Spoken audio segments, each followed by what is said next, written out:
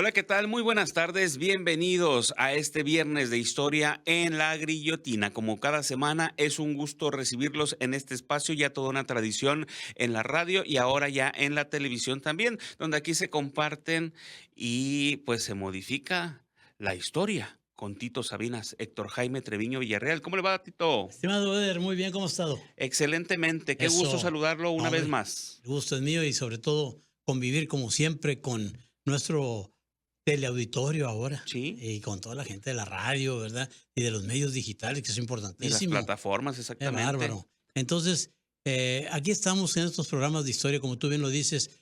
Alguna gente no se asusta, se asombra de decir oye, ¿por qué luego nos hablan de cosas que cuando nos enseñaron en la escuela era otra cuestión y ahora están modificadas?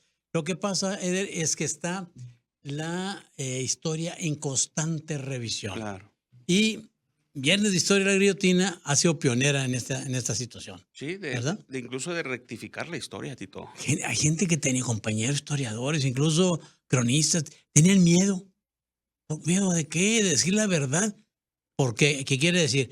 Que no todo lo que te enseñaron era cierto, Claro. o estaba sesgado, o estaba maltratado, o no estaba bien documentado, o se fueron repitiendo en la historia mentiras y mentiras y mentiras. Y eso verdaderamente no es permisivo, no es permisible en la historia. Claro. Y a la luz de nuevos documentos, nuevos entre comillas, porque te encuentras en nuestros archivos ahí documentos que pueden modificar la historia increíblemente, ¿eh? Es difícil decir, esta historia ya concluyó, ya se cerró, porque como dices, de pronto salen documentos que no sabías que existían Exacto. o que se creían perdidos y que se encontraron y viene a modificar, a cambiar la historia. ¿Tú te imaginas en el portal de archivos españoles, allá en España, en el archivo de Indias, en Sevilla, solamente el 23% de los documentos están digitalizados?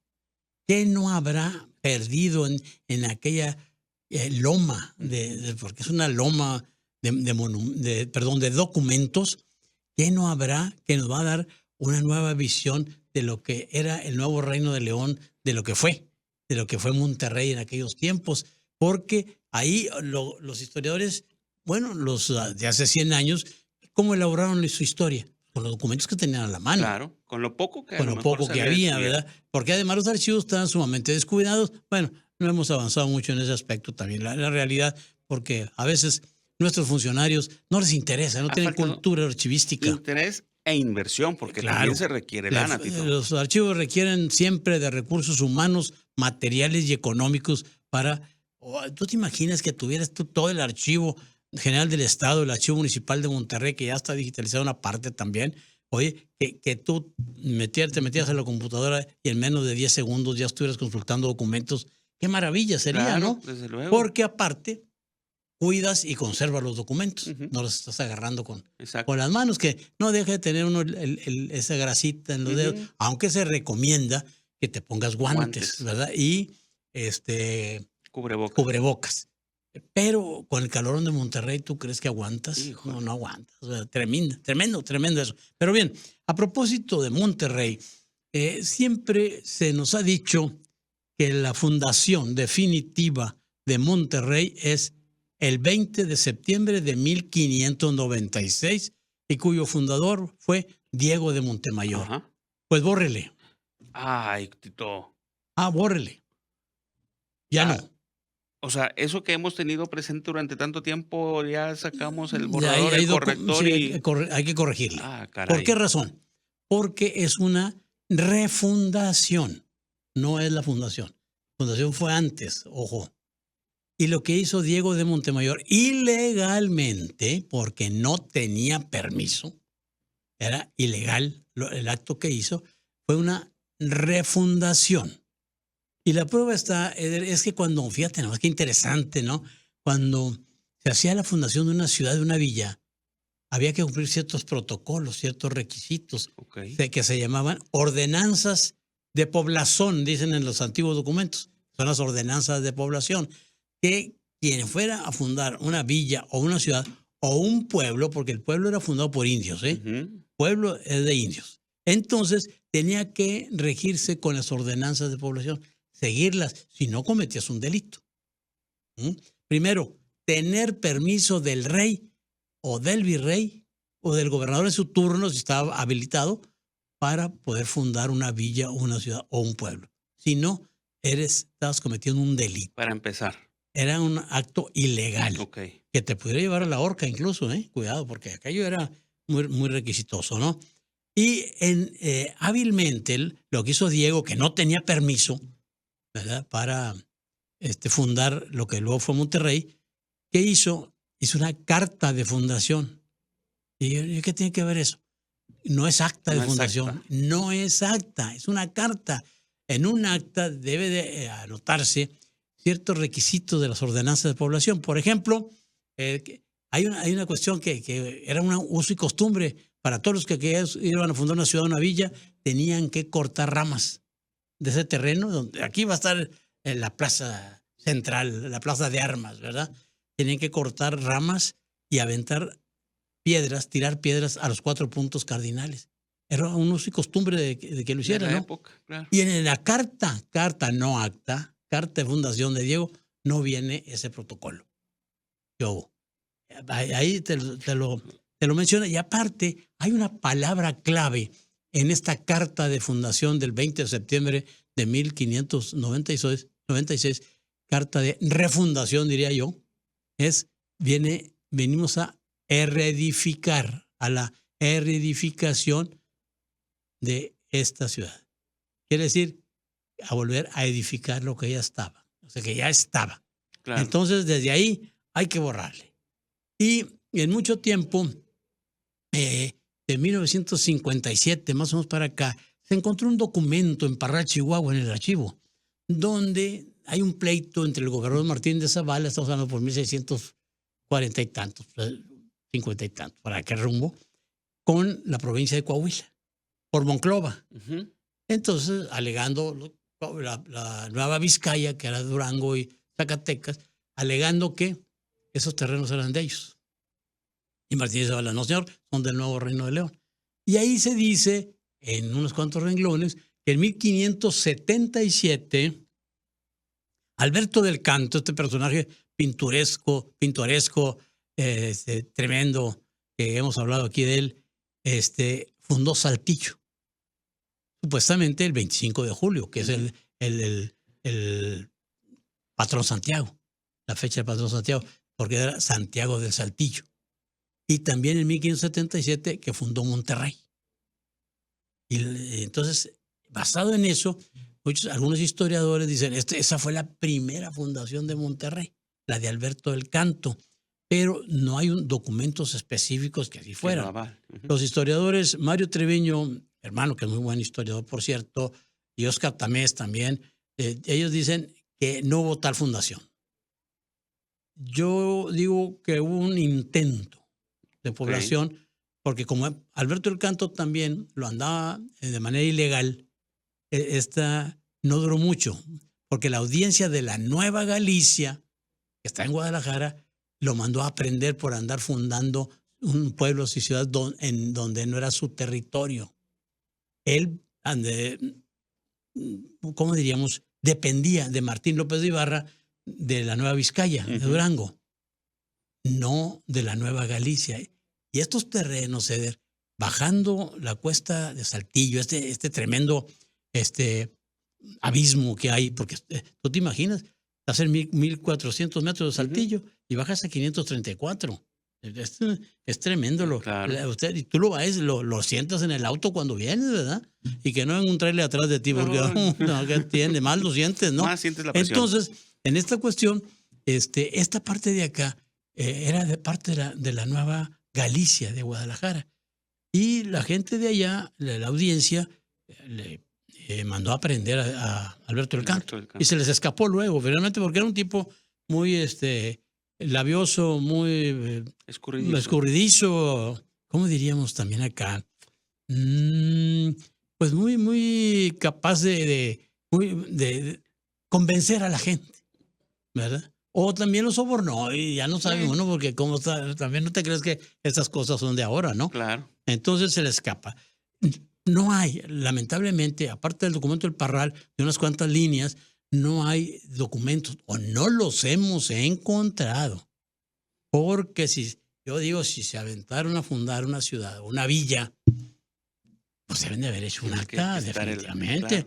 claro. Él tenía que rendir cuentas a alguien. Ujú. Y lo mismo. Entonces, en este sentido, hay esta controversia, la cual nosotros hemos participado en esta cuestión. Yo sí difiero, yo digo que sí hubo un intento poblacional con Alberto del Canto, porque hay algunas líneas en algunos documentos que te lo dan a entender. Ok. Mario Treviño dice, no, aquí lo usaron, aquí los ojos de Santa Lucía, hicieron unos corrales ahí para encerrar a los esclavos. Porque muchos de estas gentes se dedicaron a traficar con esclavos. Otros venían buscando la gloria, el oro, el poder, la plata, lo económico, pero vieron que estas de acá las minas no estaban muy productivas y era más fácil agarrar indios y fíjate, se los llevaban, aquí lo hemos dicho, en Collera hasta Mazapil, Zacatecas, a Cuencamé, Durango, para venderlos. Era en Collera, iban amarrados del cuello. Y lógicamente, dice Mario Treviño, pues hacían esos corrales para tenerlos ahí y que vayan bien comiditos, bien descansados, porque eran mercancía. Claro. Los vendían como ganado, lamentablemente, ¿no? Entonces, porque hay gente que dice, no, es que aquí no se practicó la esclavitud. ¿Cómo no? Sí, claro. Claro, está bien ya documentado esta situación. Es que no era esclavista, sí vendió uno o dos. Sí era, hombre. Claro. Sí era. Tampoco hay expedientes donde digan los nombres, porque a veces sí hay documentos, Antonia, India, de tal etnia, de tal grupo, vendida en 100 pesos, sí hay registros, no con la abundancia que quisiéramos. Pero sí existe el antecedente, claro. ¿Y cuántos tratos de estos no se hacían de palabra, hombre? Si todavía en nuestros pueblos vas a alguna tienda y te fían y de palabra no firman ningún documento, ¿tú te imaginas en aquella época? O sea, había confianza en la gente. Pero muchos de los tratos no están en los archivos, definitivamente. Entonces, pero aquí lo interesante de todo este caso es que ese es el primer intento poblacional. En 1583, aquí está lo interesante, en documentos encontrados en el Archivo de Indias, Gaspar Castaño de Sosa, un portugués de la gente de Carvajal, de Luis de Carvajal, funda la villa de San Luis de los Ojos de Santa Lucía.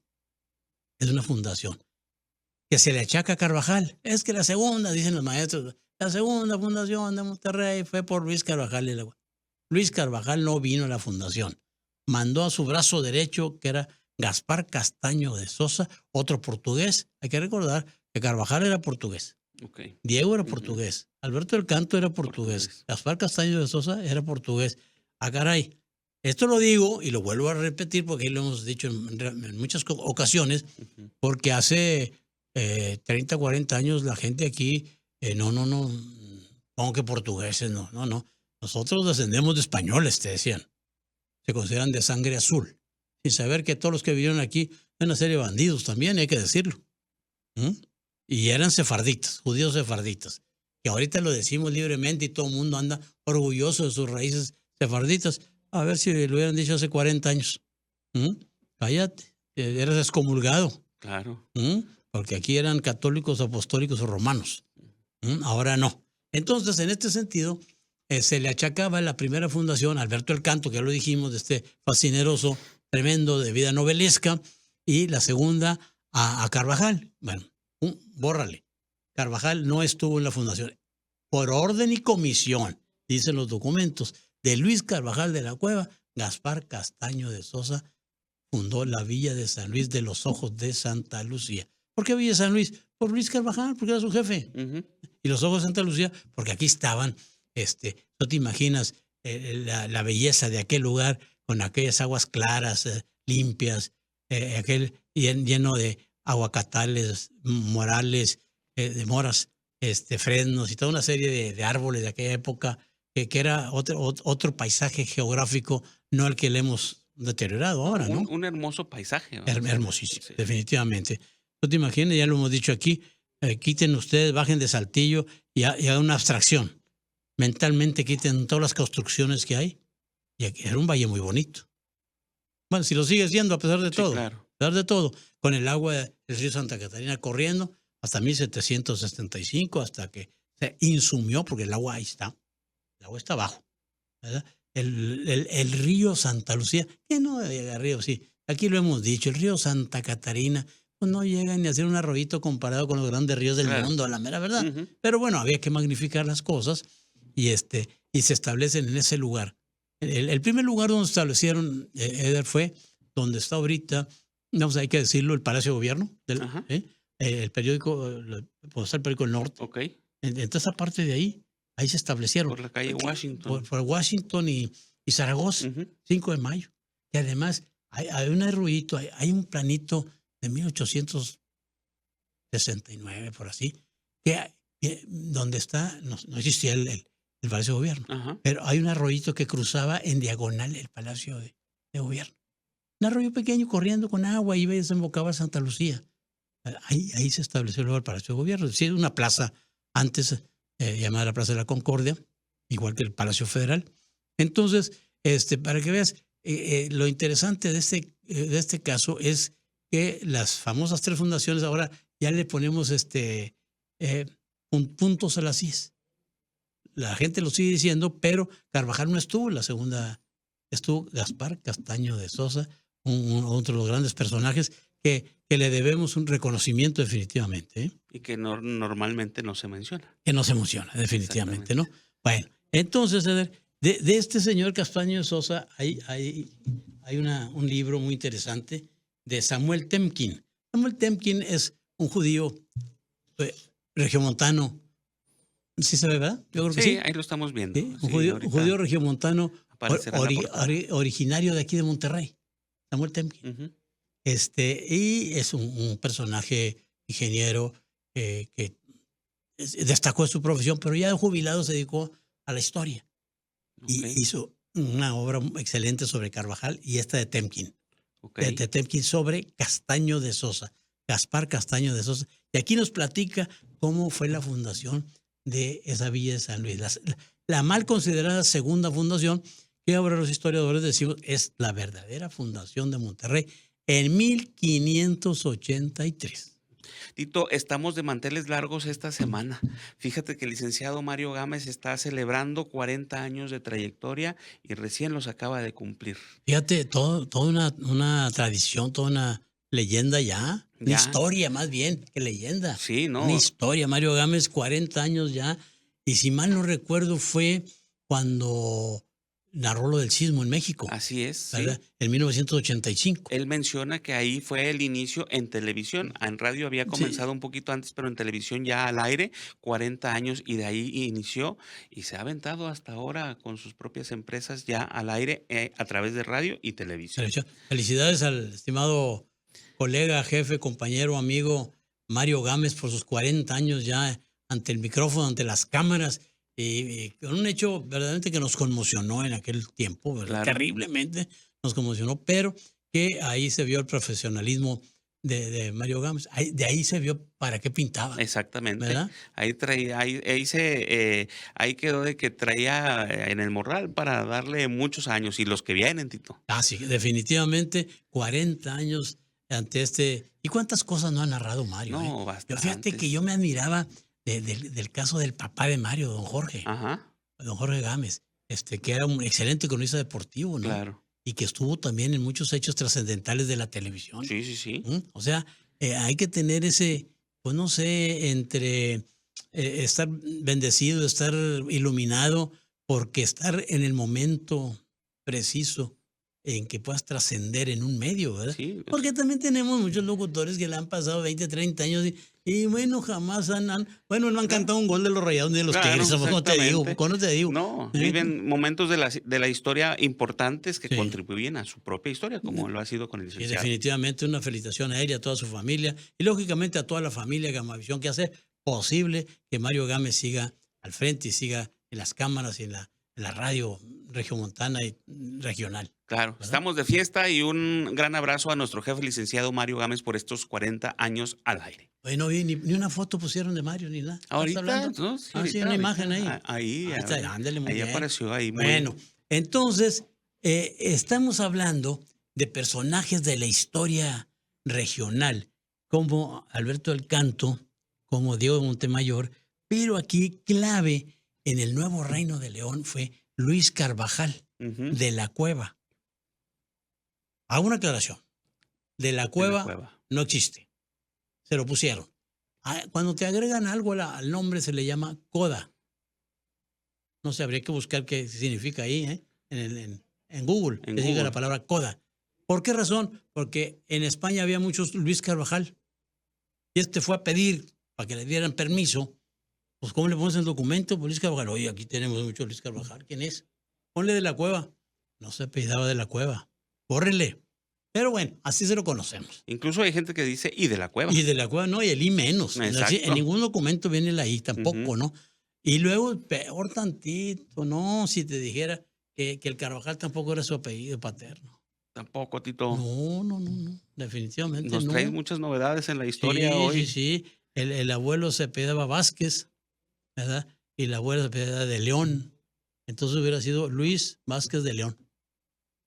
Siguiendo la tradicional disposición de los apellidos. Sí. Pero dentro de los portugueses agarraron de la mamá, del abuelo, del papá, y llegas fulano y fulano casados y los hijos fueron estos. Caray, qué revoltura de apellidos, porque agarraban uno u otro indistintamente. Cuando en los testamentos, ellos se reconocían como hermanos. Porque acuérdate también que en 1580 es cuando se va a establecer, si mal no recuerdo, la Inquisición. Y el corredero de todos los judíos, ¿verdad? Órale, porque andan viendo a ver quién andan haciendo prácticas judaizantes. Entonces hubo cambios de nombre y demás. Originalmente, lo hemos dicho aquí, los judíos no tenían apellido. Usted ve la Biblia y ve la sucesión de nombres, José, hijo de Samuel, Samuel, hijo de Lemuel, etcétera, etcétera, ¿no? Nieto de este tipo de cosas, ¿no? Entonces tuvieron que agarrar apellidos de donde surgieran, de las plantas, de los animales. Pues fíjense, revisen los apellidos de los nuestros, ¿verdad? Y otros, al final, no, lo hemos dicho aquí, una vez hicimos un programa de apellidos, Sí, me acuerdo. Uy, muy interesante. Que la EZ de un apellido significa hijo de. Fernández, hijo de Fernando, ¿verdad? Martínez, hijo de Martín. González, hijo de Gonzalo. De ahí vienen los apellidos, increíblemente, ¿no? Pero fue por esta situación de la Inquisición, y no tan solo, más por una costumbre, porque también en los ingleses y los norteamericanos, por ejemplo, hay unos que terminan en son, el apellido, Patterson, todo ese. El son es hijo de. Okay. Fíjate, entonces, sí. tienes un miga y gracias. Es bonito buscarle todos de los apellidos, Claro. ¿Sí? Porque de la Peña, ¿qué significa? Pues de la Peña. ¿Cómo te de Martín? Martín, ¿qué de la Peña? Del Bosque. Y empiezan a buscar apellidos así. De la Cruz, bautizaban generalmente los tlaxcaltecas. Tú te vas a llamar Juan. ¿Juan de qué? De la Cruz. De la Cruz. Listo. Y ya. Y ahorita ya tenemos toda una trascendencia en este sentido. Claro. Pues bien, personaje importante, también estudiado por Temkin, es Luis de Carvajal, que sacó este libro hermoso, Temkin, en investigaciones, que nos da luz a mucho de nuestras investigaciones, ¿verdad? Lo consiguen en Amazon, está hasta en inglés, en Amazon, pero también ya en español, publicado. Caray, ahora sí que ese sí lo dejé acá. Bueno, este es el de Temkin. Hay uno en español que ya está traducido. Pero también el que investigó mucho fue un investigador local, don Eugenio del Hoyo. Don Eugenio del Hoyo es uno de los grandes investigadores de la historia, era ingeniero, profesión. Es más, le agrego, era de los fundadores del PAN aquí. Hay toda una historia atrás de don Eugenio del Hoyo, de otro historiador también que aquí hemos mencionado, don Isidro Vizcaya Canales, que tiene un libro hermosísimo sobre los orígenes de la industrialización en Monterrey. Los dos eran ingenieros. Y los dos eran los fundadores del PAN, impulsores del PAN en aquellos tiempos. Grandes investigadores. Don Eugenio del Hoyo, en este libro de Historia del Nuevo Reino de León, 1577-1723, voluminoso. Sí. Mira nomás. Y este libro nos da muchas luces sobre el aspecto de la fundación. Claro, no trata muy bien a Carvajal. Lo dice que es mitómano, que le agrega le pone muchas crema a sus tacos, en pocas palabras, ¿no? Cuando pide las tierras y demás, y lo acusa de esclavista, que sí lo era, aunque, ¿cómo se llama? No lo trata bien, lo pone como explotador, esclavista, y sí lo era, pero son los epítetos muy duros. Entonces Temkin dice, no era para tanto, tenía estas virtudes también y demás. Lo mismo, hay otro libro de Carlos González Rodríguez, cronista de San Pedro, es Poderoso Señor Capitán Don Luis de Carvajal, y ahí le pone I de la Cueva, que hay que quitársela, ¿verdad? Carlos González pasó años de su vida y fue 3, 4 veces a España y fue a los archivos y sacó copias y demás, ¿verdad? Y concluyó con este magnífico libro. Tanto uno como otro van a tratar de quitarle los epítetos tan fuertes que les escribió don Eugenio del Hoyo. Lo mencionan muchas veces en su obra. Okay. Dándole un carácter más, recomponiendo la imagen que don Eugenio la dejó casi por los suelos de Carvajal, ¿no? Pero, ¿qué tiene de interesante estos 3 libros? Bueno, primero, que el verdadero creador, y así lo fue, del nuevo Reino de León, es Luis Carvajal de la Cueva, ¿verdad? Este hombre, es muy interesante su vida, que nace en 1537, también tras sus montes en Portugal, en la línea limítrofe de Portugal y España. ¿Por qué estaban estos portugueses en esa línea limítrofe? ¿Por qué razón? Porque cuando la Inquisición apretaba duro en España, ellos brincaban para Portugal. Cuando apretaban en Portugal, se iban a España. Entonces, tenemos esa transhumancia, aunque la transhumancia es para el ganado, esa migración temporal. Estaban 3, 4 años, ya atenuaban las medidas, ya se regresaban, o sea, se movían. A conveniencia. La conveniencia, ¿no?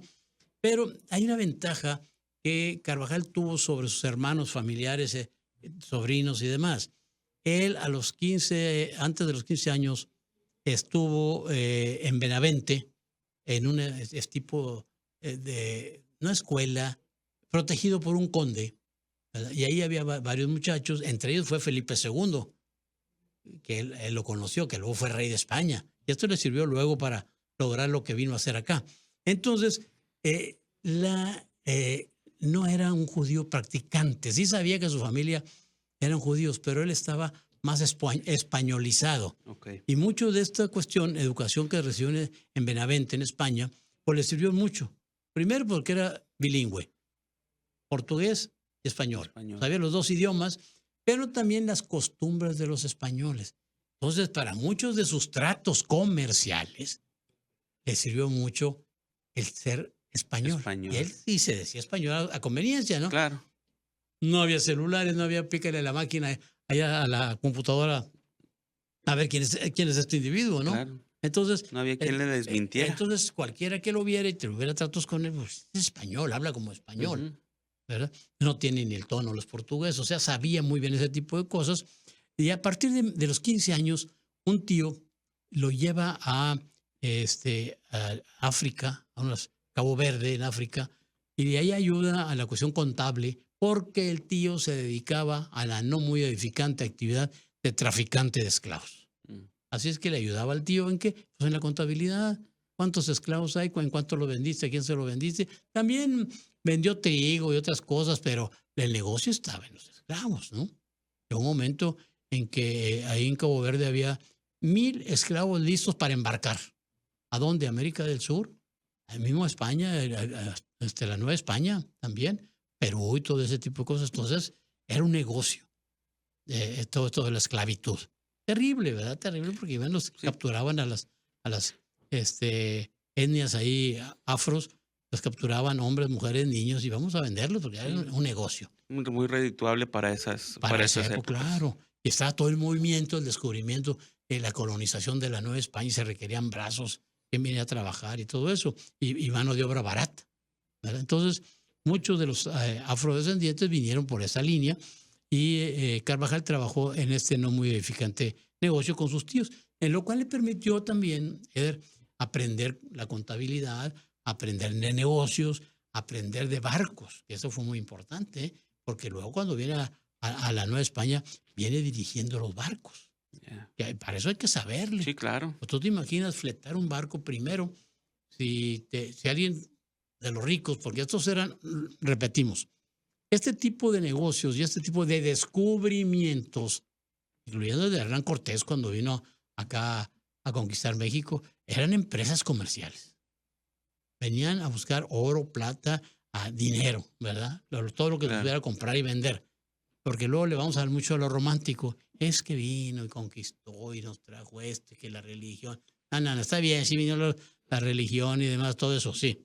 Pero el fondo, El objetivo era otro. económico, Ujú. por donde le busques. Entonces, Carvajal, pues ve la oportunidad. Había mucho movimiento para Nueva España. Pues bueno, vamos a irnos para allá también. Contrata un buque, lo compra un buque y lo llena, le trae un cargamento de vino tinto, Ujú. vino blanco, imagino, pero yo creo que el tinto, porque no se va a agregar en el camino. Eran 3 meses de navegación, viaje. ¿eh? Ujú. Entonces, trae un montón en la parte baja del barco de pipas de vino. Creo que eran 400 o 500 litros. Habría que ver ahí también, preguntarle a Google cuánto era una pipa de vino en la antigüedad. ¿Cuántos litros? Entonces, viene a hacer negocio. Pero aparte, como tenía ascendencia portuguesa, no salía de España, salía de una de las Islas Canarias, para evitar, porque acá tienes que pedir permiso y justificar tu limpieza de sangre, que no tenías, que no eras moro, no eras árabe, que no tenías ascendencia judía. Entonces, en la Canaria pues, era más corrompible todo, Claro. y estaba más laxo la situación. Se embarca, viene con esta nave rumbo a Santo Domingo, luego a Cuba, pasan a la Nueva España, a San Juan de Ulúa, y ahí desembarca el vino y lo vende. Para eso ya tenía contactos por acá, porque un tío ya vivía acá en Santo Domingo, ya andaba en el tráfico de esclavos. Ya tenía referencia. También en la nave traían gente. Y según esto, los registros, tú tenías derecho a traer tantas que comprobaras que te hubiera limpieza de sangre, que no fueran judíos ni moros ni enemigos de la corona, ¿no? Pero pues había disimulos y a veces les daban permiso para llevar 50 y llevaban 200. La clásica en ese tipo de transacciones comerciales, ¿no? Que no son nuevas. Claro. El hacer de la vista gorda, como dicen coloquialmente. ¿Y tú crees que pasaba con la autoridad? Oye, pues yo esto y qué. ¿Voy a salir y luego qué? Se arreglaba. Sí. Se arreglaban. El famoso moche que dicen los muchachos ahora. Ya pues era muy practicado en aquel tiempo, ¿eh? Así es que decía, voy a llevar a esta gente, échale más. Y le echaban más. Y venía un montón de perseguidos judíos también, ¿eh? Gente que quería, no me quedo acá en la península ibérica porque acá me está persiguiendo la Inquisición. Sí. Pues vámonos. Y el otro, pues aceptando todos los riesgos.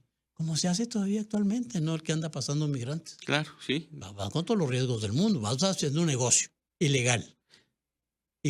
Desde luego. Pero tiene todos los riesgos también. Sí. Si te encuentras, ya sabes lo que te va a pasar, ¿no? Nos has dado muchas sorpresas este día, Tito. No, y aparte lo que sigue. Ah, Todavía falta. a ver, Bueno, seguimos. primero hago una acotación, como dicen, acotación al margen. Al margen del documento se pone ahí, cuando tú le escribes, ¿no? Una acotación. Hasta hace poco tiempo, hasta la época de don Pedro F. Quintanilla Coffin, en los años 80, a mediados de los 80, que fue alcalde, se le manda a hacer estatuas a Diego de Montemayor y a Carvajal, que está por la Avenida Constitución, que está ahí en el caballo como pensando, sí. ¿Verdad? Y Diego de Montemayor, que originalmente la estatua estaba en el centro del Palacio Municipal, luego lo trasladan antiguo y luego lo trasladan a nuevo, y ahora está acá, se ve minúsculo ahí pues, en esa esplanada ahí que hicieron en el Poder Legislativo, donde están los diputados. A un costadito ahí del Palacio Legislativo. Del Palacio Legislativo. Está el mural de la fundación que hizo el arquitecto Joaquín Amora, que estuvo en la Fuente Monterrey. Se ve diminuto y todo eso. Hoy sería bueno que le preguntaran a los diputados y las diputadas si saben de quién es la estatua, ¿no? Sería bien, ¿verdad? Sería bien. A ver si tienen idea. A ver, tienen idea. Las estatuas son muy maltratadas aquí en Monterrey, ¿eh? Pues, de hecho, esa está un poquito abandonada, Tito, porque ahí se supone, tendría que tener agua esa Y zonita nunca le ahí, y ponen. nunca tiene Pues es que hay agua, que muy darle descuidado, mantenimiento. Pero exactamente. mire, la estatua de Carvajal también acá en el caballo que está aquí en Constitución, pues hay un señalamiento de tránsito ahí. ¿Cómo lo retrata? Sale ahí, Avenida Constitución, la lámina verde Que está entre un edificio ahí de Cemex de y Cemex una y la Pulga y Río, la por Pulga la Río, Pulga Río, exacto, sí. ¿verdad? Sí, sí, por el río 70, Ajá. ¿verdad?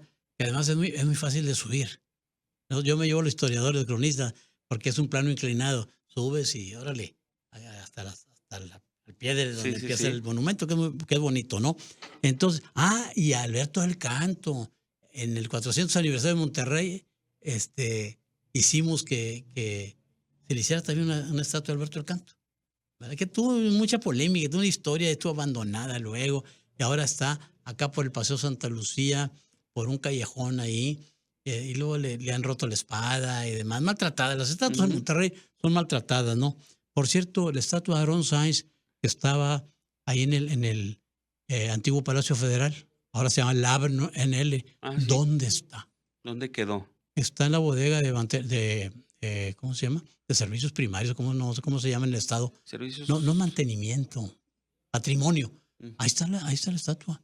¿Cuál otra recogieron que no han puesto tampoco? Fíjate, el maltrato a nuestras estatuas, Claro. ¿no? También la de los lirios, ahí dos está enfrente de la de Carvajal. ¿No te acuerdas que había un monumento de Sebastián de amarillo? Sí, sí, sí. Que dijo Cemex, lo vamos a quitar, luego lo reponemos. Ujú. O no lo han Ya repuesto. no. Ujú. Parece que los tubos sí ya los andan poniendo, ¿eh? Sí, los Mon- tubos sí, acá en San Pedro. Monumento a la Alianza, Ujú. del progreso. Sí. Los tubos. Entonces, fíjate, no son maltratados. Luego, algún día vamos a hablar aquí en un programa que se va a titular En Monterrey las estatuas caminan. Sí. Sí, porque caminan. Están en un lugar, ya no están, y los desaparecen y demás. Pues bien, lo interesante de este caso es Luis Carvajal, qué personaje verdaderamente. Y él llega luego, ya se viene, en 1567, que es la primera incursión que hace acá, y luego llega a Tampico, lo nombran como alcalde ahí de Tampico, ya compra una hacienda y empieza a ver, caray, aquí hay hay muchas tierras no descubiertas, así pasadas por los humanos, sobre todo por los europeos, frailes, Álvaro Núñez Cabeza de Vaca en aquel naufragio los pasó por estas tierras, pero una cuestión permanente porque estaban aquí los indios chichimecas y eran bravísimos. Entonces, no es lo mismo la colonización en el centro de la República, donde los indios están impuestos a obedecer, Okey. que a estos acá que Claro. eran rebeldes y sumisos. Entonces, como quiera, él ve la posibilidad de esta situación y sobre todo lo ve en el negocio y en la cuestión política, que le va a causar muchos problemas y a la larga la muerte. ¿Por qué razón? Dice, a ver, todas las mercancías que entran a la Nueva España tienen que llegar a Veracruz, o la nao de China, el galeón de Filipinas, que llegaba a Acapulco. ¿Y quién controlaba ese negocio? Pues había unos empresarios, 3 o 4 o 5, monopolizaban todo. Monopolio. Junto con el virrey, pues era parte le daban su dinero al virrey también. Entonces tenía el control de todo. ¿Tú te imaginas las mercaderías que llegaban de España o las que llegaban de China para llegar a Monterrey? ¿Cuánto costaba? Carísimo, Claro. porque no había caminos. ¿Cómo llegaban las mercancías acá? A lomo de mula, unos carretones y con toda la problemática que había en los malos caminos de aquella época, asaltantes, los Exacto. indios y demás, ¿no? Entonces, a ver, de repente viene la bonanza del descubrimiento de la plata en Zacatecas. Órale, primero fue en Guanajuato, ¿no? Luego Zacatecas. Entonces, todo el movimiento se hacía Veracruz, México, Zacatecas. Fíjate nada más la distancia. Entonces Carvajal dijo, a ver, si Tampico está aquí y Zacatecas está atrás de esas montañas, ¿por qué no buscamos un camino para quitarnos el monopolio de aquellos? Claro. Y ahí va perjudicando gente. Sí, sí, sí. Entonces, con permiso del virrey, o por órdenes del virrey, abre un camino. Se viene con gente y con indios que le ayudaran y negros y demás. Digo, afros, porque ya Ujú. ves que ahora hay que tener cuidado. Entonces, por toda la sierra, de Tampico a Zacatecas. No había camino. Y él va a abrir camino, batallaron y demás.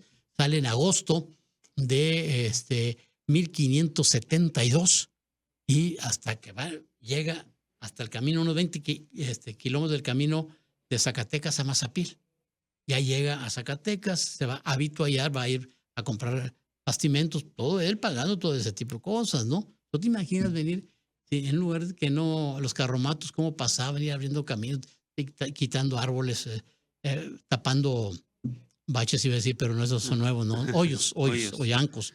Y llega acá, se va a Zacatecas, vende un negro, establecido los documentos para tener dinero, compra bastimentos y se viene a Mazapil. Y luego le queda el rum. ¿Cómo? Vamos para allá. Nos han avisado, nos dicen por ahí que para acá hay sierras donde hay plata. Pues vamos. Y entonces él dice que va a encontrar un abra para pasar, porque usted se imagina, está en Saltillo, luego viene a Saltillo. Uh-huh. Caray, aquí está Saltillo, el movimiento, ya había gente, ya había incursionado gente por acá. Y luego me encuentra un abra. ¿Cómo bajar de Saltillo a Monterrey? Pues dices tú, bueno, con las mulas, caballos, por la vereda de los indios. ¿Y los carromatos por dónde? Hay que abrir camino. Ahora, Temkin y Carlos González dicen que, bueno, bajó por ahí, pero no está arrinconada de García. Pero también podemos especular porque mandó a hacer un dibujo, dice él, un mapa. El problema es que no se ha encontrado el mapa. Porque también pudo haber pasado acá por Paredón, por Nacatás, por García, porque hay una entrada. O también pudo haber entrado por el cañón de Bustamante. Lo que es hoy Bustamante, Vialdama siendo el río Sabina. O sea, había varias opciones. El asunto estaba allá. Aunque a mí me mueve más lo de aquí, esa vereda, esa abra que dice, porque llega a este lugar, a Monterrey, que supuestamente ya habían dado aquí Alberto del Canto, uh-huh, con este nombre de Santa Lucía, pero esto estamos hablando de 1572, Eder. Y yo voy más a que el primero que estuvo aquí y hizo un asentamiento provisional para descansar en un campamento fue Luis Carvajal y su gente. ¿Por qué razón? Porque el 11 de diciembre es el día de Santa Lucía. Y Carvajal es el que le pone el nombre de los ojos de Santa Lucía, porque es el 11 de diciembre de 1572. También le pone acá, ahí en la cuesta de Carvajal, acá la de los muertos, aquí también, que le mataron a 2 o 3 soldados, ¿no? Uh-huh. Entonces, al río le pone Santa Catalina. ¿Por qué razón? Porque la mamá de él se llamaba Catalina. Que lo derivó en Santa Catarina. Pero Santa Catalina es el nombre original de este río, ¿no? Entonces, de aquí, pero a Carvajal no le interesaba este valle, que le puso también el Valle de Extremadura, parecido al valle donde ellos venían de allá de Portugal, de la raya de Portugal y España, ¿no? Entonces, en este sentido, le interesaba más la Sierra del Espíritu Santo, ya da Picachos, que luego, ya cuando le dan las capitulaciones, va a venir a establecer allá la ciudad de León, lo que es hoy Cerralbo, la Villa de la Cueva, y en 1583, aquí es en 1582, 1583, va a establecer la Villa de San Luis de los Ojos de Santa Lucía, hecha esa fundación por su lugarteniente, su brazo derecho, Gaspar Castaño de Sosa. Entonces, fíjate qué interesante esta incursión, y que hemos de decir que después de esta primera vista que tuvo aquí en 1572-73, allá en Tampico tuvo la comisión del rey de combatir a los indios que atacaban las poblaciones por ahí, y está en otras cuestiones. También en sus méritos dice que atrapó a unos piratas que habían atacado Veracruz. Es muy interesante ese episodio, algún día lo vamos a contar aquí. Resulta que a los piratas les pusieron así una friega, como dicen los muchachos, en Veracruz, y todos se amontonaron en un barco porque el otro lo hundieron y demás. Luego, ahí por las costas de Tampico, pues tuvo que bajar a buena parte de la gente, a la mitad. Ahí los dejó, a la buena de Dios, ahí se quedan. Y entonces los indios los atacaron, mataron a algunos, y total, unos ya muy famélicos, muy hambrientos y casi desnudos, llegaron allá y le avisaron a Carvajal. Carvajal fue y los agarró. Estos son piratas, los agarró y los mandó a la Ciudad de México.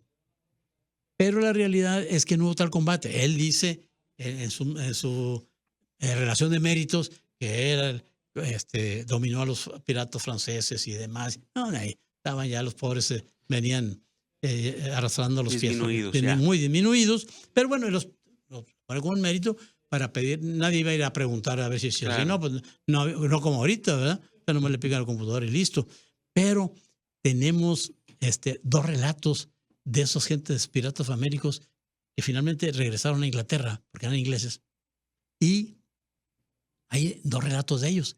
Miles Phillips se llama uno de ellos, y está escrito en español. Y está muy interesante todo el relato, todo eso, muy bonito, y te das cuenta de lo verdadero. Bueno, en esto andaba ocupado, y mientras tanto sus enemigos políticos, los Ibarra de la Nueva Vizcaya, mandaron a Alberto del Canto en ese 1577. Total, Carvajal va y pide estas capitulaciones, porque eran por capítulos, donde verdaderamente junta con su suegro y con otras gentes, va a juntar dinero para venirse en una nave, para venir ya a este proyecto del Nuevo Reino de León. Y ahí es donde aparece el nombre del Nuevo Reino de León. Pero también tiene implicaciones políticas. ¿Por qué razón? Porque estaba la Nueva Galicia, que era Guadalajara, la Nueva Vizcaya, Durango y luego una parte de Zacatecas. Pero allá no decía Nuevo Reino, y aquí sí. Y esto ya da con cierta autonomía, hay problemas políticos. A ver, ¿y qué quiere? Quiere habilitar Tampico para ganarnos el comercio con Zacatecas, para perjudicar lo otro allá. Entonces, claro, viene a pisar callos en lo económico y en lo político, y eso le va a causar problemas. Claro, también le van a sacar que él no reprendió a una sobrina en la práctica, en vociferó en contra de la religión católica, y de ahí los acusan de judaizantes.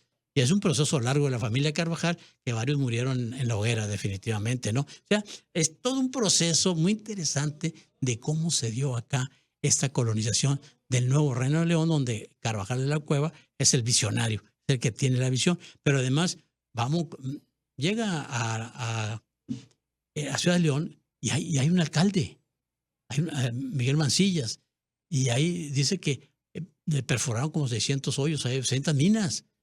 Hay gente, hay gente en esa, hay cabildo y demás, ¿no? Luego en la fundación de Monterrey, o la Villa de San Luis de los Ojos de Santa Lucía, dura poco, duró 3 años. ¿Por qué razón? Porque en estos pleitos que traían, mandan a prender a Carvajal. Y el virrey, que le tenía inquina a Carvajal, manda que todos los españoles, criollos y demás que anden en el Nuevo Reino de León lo van a despoblar, so pena de muerte. Y aquí entra también Diego Montemayor, porque eran los capitanes, ahí en San Francisco, Apodaca, en la hacienda de San Francisco, que soy Apodaca, manda a citar a los indios, pues ya nos vamos. La idea de Diego era atraparlos y llevárselos a todos, y los invité a un convite. Pero nunca falta un enojado con el Diego ahí, va y les da el chisme a los indígenas. Ya hacen una masacre españoles, los indios. Luego van a quemar la ciudad de Monterrey. Dura para 1586, ya está en ruinas porque la quemaron, que había llevado un avance muy interesante, porque hay que ver que los pastos aquí eran muy altos. En aquella época había pastizales hasta casi 2 metros. Había muy buenos pastos para el ganado. Había muchas higueras, aquí lo platicamos, que las higueras para los españoles eran los nopales. Ajá. Porque sí, ahí se daba la grana cochinilla que lo usaban para el tinte, alrededor estaba lleno de nopales. Entonces todo eso era parte de una cuestión de tipo económico, y iba progresando ya la villa de San Luis de los Ojos de Santa Lucía, fundada por Gaspar Castaño de Sosa, por orden y comisión de Luis Carvajal de la Cueva. El visionario del Nuevo Reino de León. El visionario del Nuevo Reino de León. Esto, como siempre, es una entradita que le da aquí Tito Sabinas, Héctor Jaime Treviño Villarreal y Dominio, para que usted pues busque incluso estas opciones que pone sobre la mesa Tito Sabinas, que ya le hemos mostrado en pantalla los diferentes libros, y pues se documente más de lo que aquí se habla. Esto me sirve también para un homenaje a don Eugenio del Hoyo Cabrera, que hizo este magnífico libro. Se consigue en el Fondo Editorial Nuevo León, el Museo de Historia Mexicana. Tiene varias ediciones. Un homenaje para él. Homenaje, lógicamente, a Samuel Temkin, con estos 2 libros, el de Carvajal, de Gaspar Castaño de Sosa, que han venido a darnos muchas luces. Y sobre todo también al compañero cronista de San Pedro Garza García, Carlos González Rodríguez, por ese magnífico esfuerzo de su libro también sobre Luis Carvajal. Perfecto. Que se llama el poderoso señor capitán don Luis de Carvajal y de la Cueva. Muy bien. Fíjate. Perfecto, pues ahí están las opciones, Tito. Hemos llegado al fin de esta emisión, de este programa, este viernes de historia, y pues ya es una tradición. Sí. Serenidad y paciencia. Mucha paciencia. Es viernes. Iba a decir, y el cuerpo lo Bien. sabe. No, es viernes. Cuídense porque estas calles, estas avenidas de Monterrey son terribles. Y recuerde también la otra frase. En Monterrey manejar es un deporte extremo. Cuídese de no pegar sobre todo y tratar de que no le peguen y cuidado con los gandallas. Mucho Porque hay cuidado. muchos. Pero aparte si es viernes y el cuerpo lo sabe, Tito. Eso sí, vámonos a darle gusto al gusto. ¡Ánimo! Un gusto estar en este viernes de historia. Hasta la próxima.